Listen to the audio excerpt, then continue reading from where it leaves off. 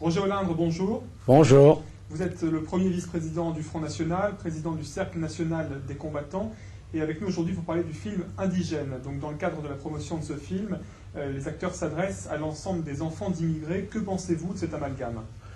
Je pense que cet amalgame n'est pas nouveau parce que déjà un tas de loustiques ont été se propulser dans les banlieues et dans les écoles pour raconter n'importe quoi aux enfants sur la guerre d'Algérie, ce qui n'a d'ailleurs pas arrangé les choses pour ces banlieues, puisqu'on a raconté à tous ces enfants que l'armée française d'Algérie était composée de tueurs, d'assassins, de bons à rien, et que leur grand-père ou leur père avait écrasé l'armée française en Algérie. Alors, on sait exactement ce que tout ça a donné et ce que ça donne encore aujourd'hui.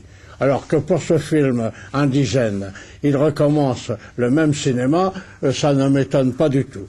Parce qu'il était possible de faire un film à la gloire des troupes nord-africaines, communément appelées, mais sans que ce soit péjoratif, les troupes indigènes, tout en faisant honneur à la France.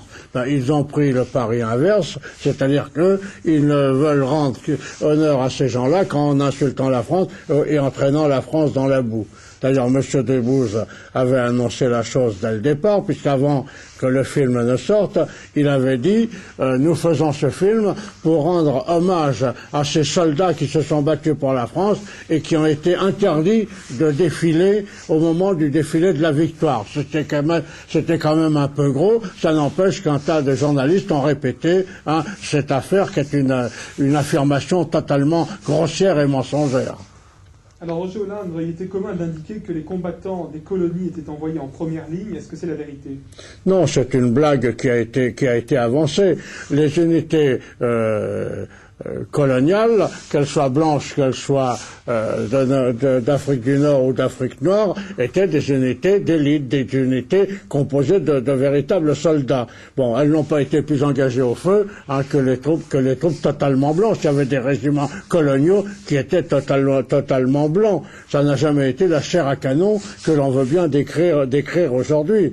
Moi, j'ai été dans des unités, les parachutistes coloniaux en Indochine, par exemple, où on aurait pu dire que nous étions la chair à canon. On ne l'a jamais dit. On n'a jamais reproché quoi que ce soit à personne. On était fiers d'être paras. On se tapait 20, 30, 40, 45 jours d'opération. On rentrait une nuit, 2 nuits à Hanoï et on repartait au combat immédiatement, laissant chaque mois des dizaines, voire des centaines de copains sur le terrain, puisque la brigade coloniale de parachutistes a perdu en Indochine plus de 3000 hommes à elle seule. Ne parlons pas des pertes de la Légion, engagée aussi également au combat de façon dramatique, mais nous étions des soldats.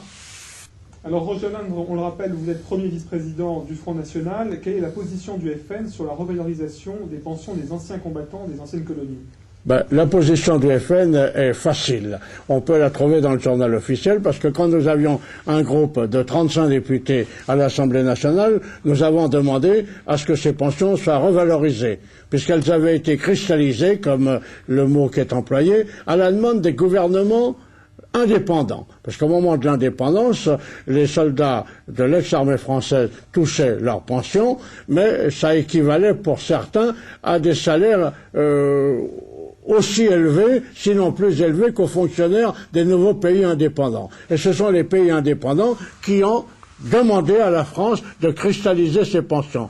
Est-ce que la France a eu raison d'accepter ? Je ne le sais pas, je ne le crois pas. Je pense qu'elle a eu tort d'accepter. Mais nous nous sommes toujours battus pour que tous les anciens combattants touchent la même pension. Mais aujourd'hui, je lis dans la presse française, et c'est là le drame, parce que tout ça va amener de la colère, que les anciens combattants blancs, puisqu'il faut bien les situer, les anciens combattants blancs touchent 450 € par mois de pension.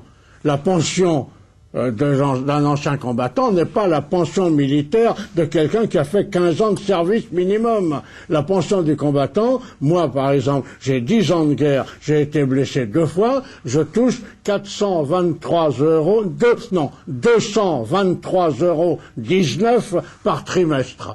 223,19 € par trimestre. C'est pas 450 € par mois. Les harkis sont très souvent malmenés. Qu'avez-vous à dire sur ce sujet ?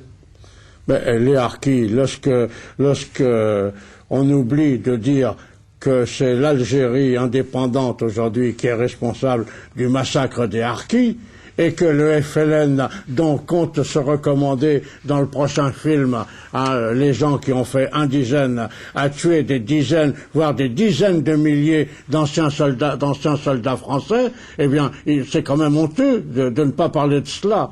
On oublie quand même un peu de rappeler constamment que dans la guerre d'Algérie, pendant la guerre d'Algérie, il y avait 3 ou 4 fois plus de musulmans dans les forces françaises que dans toutes les unités du FLN en Algérie, en Tunisie et au Maroc. Merci Roger Hollande.